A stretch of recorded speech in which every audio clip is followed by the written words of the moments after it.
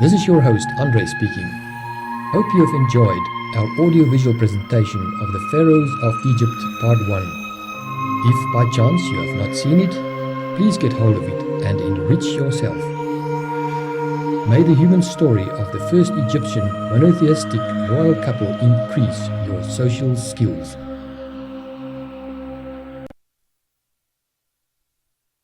The ancient civilization of Egypt reached its zenith during the 18th dynasty, and then it slowly declined. Why? Well, history tells us that they rejected God's offer of salvation, as we'll see, and then they also persecuted His people. If you and I reject heaven's gift of salvation and become cruel and unsympathetic towards those around us, like the ancient civilizations did, we too are headed for a fall.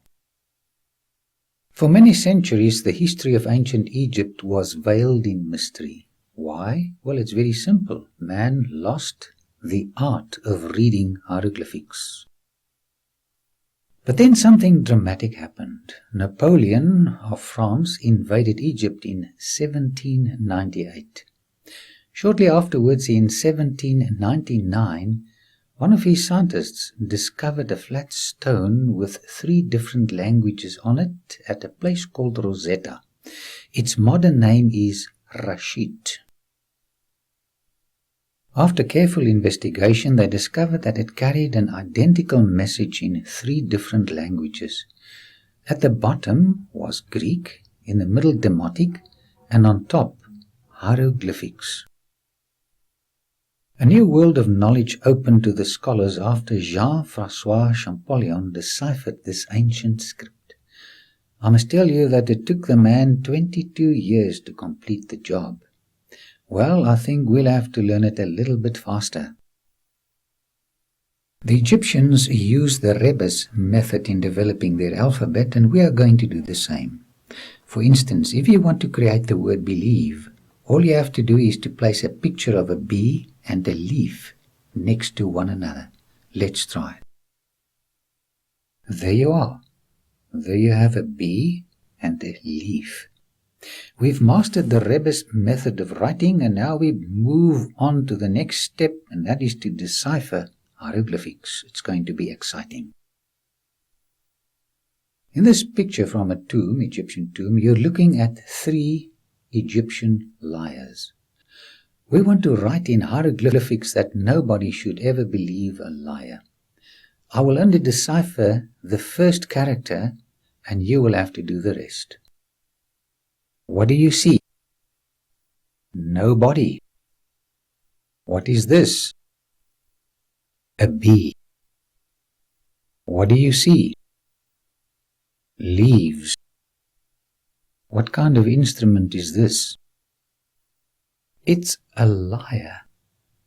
And nobody should ever believe a liar. Congratulations, you've just earned your master's in this interesting field. Our previous lecture on Egypt ended with the death of that great pharaoh, Thutmose III, who drowned in the Red Sea. Can you still remember the date? March 17, 1450 BC. And now we come to the next pharaoh. History calls him Amenhotep II or Amenophis. The record tells us that he became co-ruler of Egypt with his father Thutmose III in 1453 BC. And of course he was crowned as the sole ruler 3 years later in June 1450 BC. By the way, you are looking at my daughter called Loretaki on the left in this picture. Let me tell you the story as we enter this tomb. During the time of the Exodus, he was suppressing a revolt in Syro-Palestine and only returned to Egypt in June of 1450 BC that year. Can you still remember when the Exodus took place? We saw it, March 17, 1450 BC. Tell me, what did he find on his return to Egypt in June of that year? Well, all the Hebrew slaves who built the beautiful temples and palaces were gone. And what happened to his mighty co-ruler and father, Tutmosis III, the Napoleon of Egypt? Well, the Bible tells us he drowned in the Red Sea during the Exodus with a large component of the mighty Egyptian army. Let's look at some of his tomb pictures.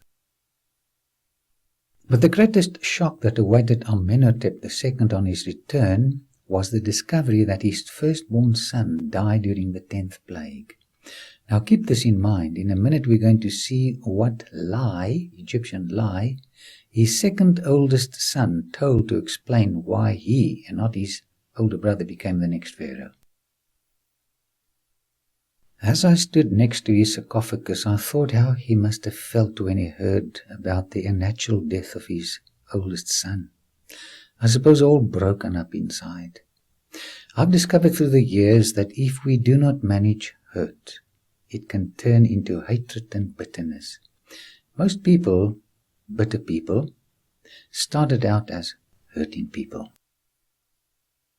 And this is exactly what happened to him. On his arrival at Memphis, he was so bitter that he decapitated a few Semitic prisoners of war from Syro-Palestine and later displayed their heads on the walls of the Karnak temple. When I looked at his mummy next to that of his father, I thought how easy it is to change from hurt to aggression. The Bible says the only therapy for hurt is to forgive. Ephesians 4:32 says, "Be kind and compassionate to one another, forgiving each other just as in Christ God forgave you." The route on which God led Israel to Canaan after leaving Egypt was a long and a difficult one. At the oasis of Marah, the water was so bitter they couldn't drink it. So God graciously healed the water by placing wood into it. He was trying to teach them to depend on Him for changing the bitter experiences into something sweet. When we bring the cross of Calvary into our bitter experiences, we too will become sweet. Exodus 13:17 gives another reason why God took them on the long and difficult road on their way to Canaan. When Pharaoh let the people go, God did not lead them on the road through the Philistine country, though that was shorter. For God said, if they face war, they might change their minds and return to Egypt. What did God know? Archaeology tells us that at the very time the Israelites would be heading north, Amenhotep, with the largest portion of the Egyptian army, would be heading south. And true to Scripture, there would have been a great battle, discouraging God's people. God, who was looking from above, led His people on a detour through the Sinai desert to the Promised Land in order to avoid a bloody confrontation. My dear friend, maybe you are on one of life's difficult detours right now. May I assure you that a loving shepherd has your ultimate prosperity in mind, and He wants to lead you to eternal fountains of joy. Trust His leading in your life. And remember, the road to success and the road to heaven is always under construction. The next pharaoh, second oldest son of Amenhotep II, is called Tutmosis IV. Archaeology has uncovered an Egyptian lie that confirms the biblical truth of the death of the pharaoh's firstborn son. Egyptian history never would have recorded the fact that a god more powerful than their own gods triumphed over them. Come with me to the Sphinx at Giza, and I'll show you where they willfully and wrongfully rewrote biblical history. In ancient times, the Sphinx represented the Egyptian god called Harmakis. Can you see the stela between his front paws? Let's move a little closer while I tell you what is written on it. It says that one day when Tutmosis IV, the young prince, the second oldest son of Pharaoh Amenhotep II, returned from a hunting expedition, He fell asleep in the shade of the Sphinx. Then he heard a voice say, "If you will remove the sands from my front paws, I will make you the next Pharaoh." He obeyed, and according to him, he became the next Pharaoh. But tell me, is that true? Why did he become Pharaoh and not his older brother, as the custom dictated? Was it really because he cleared the sands from the paws of the Sphinx? No, my friend. The lie of the stela of Thutmose IV establishes the authenticity of the Bible, which clearly states that the Pharaoh's oldest son died during the 10th plague. You are looking at the next Pharaoh and his wife. Would this be a Thutmose or an Amenhotep? Well, in this case, it's Amenhotep III. He left Karnak and built himself a palace on the western side of the Nile. But when you visit the site, this is all that's left of it. It is called the Colossi of Memnon, and this used to be the entrance to his huge palace. The statues of the pharaoh produced music when the wind blew onto it. When you read his biography, you'll notice that he began moving away from the worship of Amun as the most prominent god in the Egyptian pantheon of gods. From this point in time, the name of Aten, A-T-E-N, which is the symbol of the unseen creator god, became more and more prominent. After his death, his son Amenhotep IV became the next ruler. The name means that the Egyptian god Amun is in control of his life. But he dropped this name and changed it to Akhenaten, which means that he now serves Aten, the invisible creator god. His new belief sent a shock wave through the entire Egypt. He left off the worship of the multiple Egyptian gods called polytheism and the goddesses. His new monotheistic belief became an incentive to move away and build himself a new capital. So he left Thebes or Karnak, where all the Egyptian gods were worshipped, polytheism, and moved the new center of worship north to Akhetaten. And this is where he built his new capital, which is called today Tel El Amarna. Many thoughts went through my mind as I crossed the Nile on my way to the ruins of the capital of Akhenaten. I wish I had time to tell you about some of the cuneiform inscriptions found here. It is called the Amarna tablets. They came from all over the Middle East. They were pleas for help from the kings of Syro-Palestine and other places to come to their rescue from the invading Habiru or the Hebrews. This is part of the site where he built his new capital and called it Akhetaten, which means the horizon of Aten. Because he became a monotheist, worshipper of one god, they killed him and his wife, and only recently have archaeologists begun to unearth their fascinating story. I found this bust of Akhenaten in the Egyptian Museum in Berlin. A scholar by the name of Lionel Casson says he was the sole pharaoh in Egyptian history to boast the distinction of an intellectual. And by the way, he was also called the first individual in history. Let me introduce you to his beautiful wife. Can you tell me her name? Nefertiti. Akhenaten had advanced ideas concerning the way women should be treated, and this was due to his religious beliefs. What is Atenism? Well, whenever you see the sun disk with sun rays coming down to people, you know that this is Atenism. Akhenaten and Nefertiti did not worship the sun disk. They worshipped the unseen creator god. The sun disk was only the symbol through which the invisible creator god poured out his blessings upon mankind.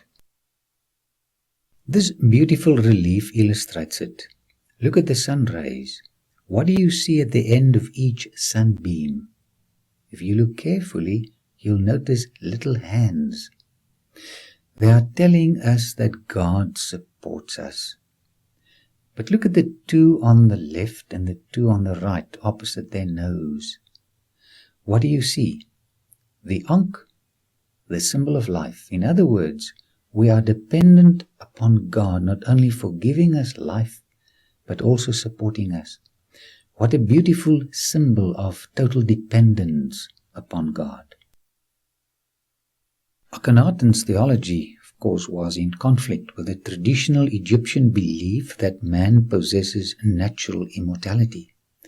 Haughty pharaohs believed that because of their immortality they were on equal par with their gods. Akhenaten rejected this concept and believed in the cosmic sleep of the soul. While all the pharaohs built their tombs on the western side of the Nile, Akhenaten was different. He built his tomb on the eastern side of the Nile. Archaeologists excavated a beautiful hymn he wrote concerning the Creator and His creation. And what is so amazing about this hymn is the fact that 17 lines of this hymn correspond perfectly with 17 lines of Psalms 104. Listen to these thoughts as you look at his bust. Quotes, "You created the earth as you wished. When you were by yourself before mankind, all cattle and kine, all beings on land who fare upon their feet, and all beings in the air who fly with their wings, you created them all." End of quotes. Just look at this. The Queen Nefertiti kisses one of her daughters. Now this was something strange and new in Egyptian culture. But the message was so clear. It says, kiss your child. Can you see the ankh? It says that God also creates tender emotions like motherly love. So the message is to mothers and fathers, please kiss and hug your children, touch them every day.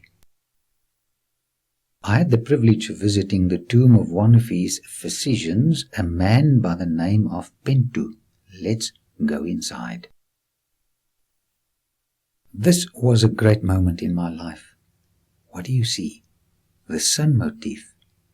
Life and support, it says, come from above. The doctor held the same convictions as did his king. Whether driving a chariot, helping children, or doing the ordinary chores of life, we need strength from above, says this mural. Dr. Pentu also depicted Pharaoh Akhenaten and his wife Nefertiti praying to the unseen God. It appears that the religion of Akhenaten gave him a mature outlook on life and self-acceptance. Accept your bodily defects, he said. If you have a bit of a pot belly, so what? Allow the artists to portray you just as you really are. He introduced a new word in Egypt called ma'at, which means truth. His lips were rather big, but this is how he told his artists to depict him. While I studied Amarna art, I asked the Lord to help me to accept myself just as He has made me. I must tell you, my legs are very thin. And I must accept that fact. So, ladies and gentlemen, Akhenaten says, a smile on a wrinkled face looks far better than a frown on a facelift. What really matters, says Akhenaten, is not what you look like, but how kind you are to others. People will remember your kindness and forget about your physical defects. Akhenaten and Nefertiti chose to display the beauty of family relationships rather than material achievements. Here you are looking at 3 of their 6 daughters, Meditaten, Mekitaten, and Ankensenpaten.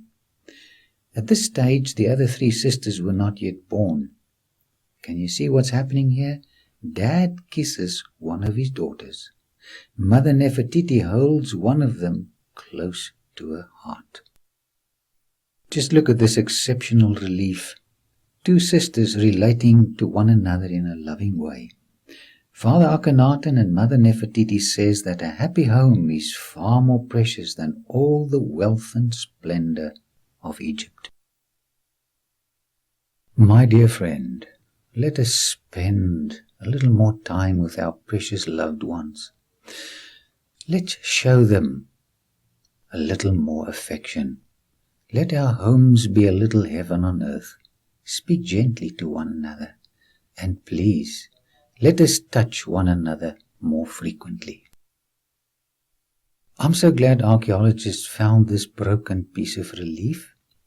Akhenaten and his wife Nefertiti. Can you see her sitting on his lap? And she's got two of their daughters on her lap as well. What else do you notice? A bouquet of flowers and fruit. Men, if your wives are not too overweight, and your children are not too big, take them on your lap when you get home and put your arms around them, and tell them that they are the most precious possession you have. The ancient formula for a meaningful relationship was a gentle touch. What a simple, easy way to create a meaningful and lasting relationship. The religious reforms of Akhenaten and Nefertiti were more than Egypt could tolerate, but thanks to dedicated archaeologists who uncovered the messages they left behind. No one will ever be able to destroy these messages of kindness, love, and consideration. While sculptors were busy on the second bust of Nefertiti, she and her husband Akhenaten were brutally murdered. Murdered because they believed in the cosmic sleep and not in the immortality of the soul. Murdered because they did not build their tombs on the western side of the Nile like all the other pharaohs did, but on the eastern side. They were put to death because they dared to believe in Ma'at, the Egyptian name for truth. And I bring honor to this great couple. Before their death, their third eldest daughter, called Ankhensenpaten, married a man by the name of Tutankhaten. In this relief, his wife touches her husband. What a message to every married woman. Please touch your husband.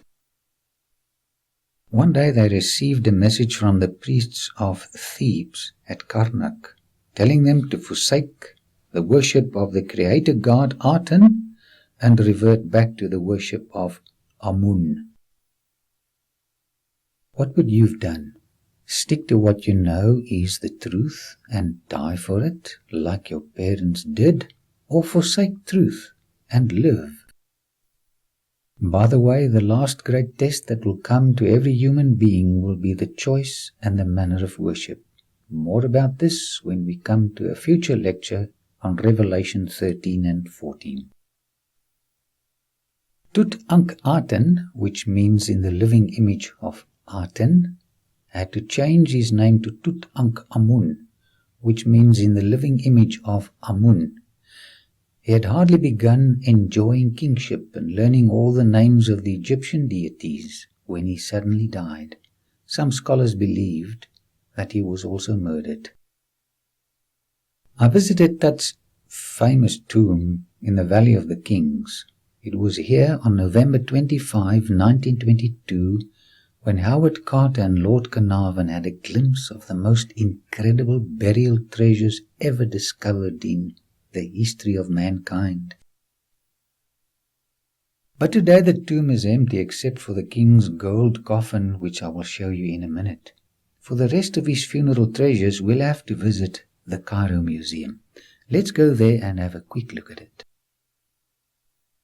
This is a model of the boat on which Tutankhamun's mummy was transported across the Nile to his final resting place in the Valley of the Kings. Just look at this fine workmanship. At the entrance of the tomb they found these life-size statues of the king. It's black wood covered with gold. Egypt had an oversupply of gold, so they produced these shoes of gold for Tutankhamun to walk around in his afterlife. Because he forsook the worship of the Creator God, he had to collect quite a few minor Egyptian gods to accompany him in his afterlife. The Apis bull was one of them. The Israelites followed this cult and made themselves a bull in Sinai and worshipped him as well. They found something very interesting in this little sarcophagus. Let's open it. This is what Howard Carter found. He opened the lid and found beautiful alabaster objects. Guess what was inside? The king's intestines. Here we see the goddess Serpet guarding the huge chest in which the mummy of the king was found. The artwork on this chest is superb, and of course it is done all in gold. And now for a most exciting discovery. When they opened this huge chest, they found a shining golden coffin. There it is. They opened it with great care and expectation. And what did they find? Another beautiful coffin, much like the first one. Just look at the superb workmanship in goldsmith. And then, with still greater care and expectation, they opened this one as well. And what did they find? A third coffin. Howard Carter was breathless when he saw this. You know, I like to watch the facial expressions of people as they look at these treasures. It's quite a treat. Today the third coffin can be viewed in Tutankhamun's tomb in the Valley of the Kings down at Luxor. Let me show you what they found when they opened the third coffin. The death mask of the king. May I have your permission to exhibit his mummy? It's going to be a shock. You just have 1 second to look at this pathetic little figure. He looks so sad without his gold trimmings. I saw 2 royal thrones amongst the Tutankhamun treasures. This one portrays Egyptian polytheism. As I've mentioned, in a later part of his life, Tutankhamun worshipped all the different Egyptian deities. But then in shocking religious contrast, you also see this monotheistic throne among his treasures. Here he is still called Tutankhaten, meaning in the living image of Aten, the creator god. And his wife, daughter of Akhenaten and Nefertiti, is still called Ankhensenpaten before she changed her name to Ankhensenamun. This relief shows their dependence upon the God of heaven and earth. Tell me, how did this throne get in here? As I looked at Tutankhamun's statue, I thought, he knew what was right, but for the sake of fame and wealth, he sacrificed his principles, which were more precious than the gold of Egypt. You know, it is so typical of our fallen human nature. And next to his statue is that of his wife's Ankhensenamun, who used to sit on her father's lap. So often we know what is right, but we do what is wrong. Have you ever discovered how weak you really are? You know, we need urgent help from above. Contact with the invisible Creator God made Akhenaten and Nefertiti kind people. I've discovered through the years that the more I look up to God, the more I change. I tend to become a little kinder. It is a law of life that by beholding we become changed. The Bible says of Moses, the man who grew up in Egypt, in Hebrews 11:25, he chose to be ill-treated along with the people of God rather than to enjoy the pleasures of sin for a short time. Verse 27 says, he persevered because he saw him who is invisible. May God help us, like Akhenaten, Nefertiti and Moses, to persevere in doing what is right. May He help us to be a little kinder to one another. Let us focus our eyes more and more on the lovely Christ, who loved us so much that He died for us. Moses died here at Mount Nebo in Jordan, but God honored him for choosing to follow Him with a special resurrection according to Jude verse 9. May God help you and me, my dear friend, to become humble and kind like Moses and Jesus, and enjoy the future resurrection.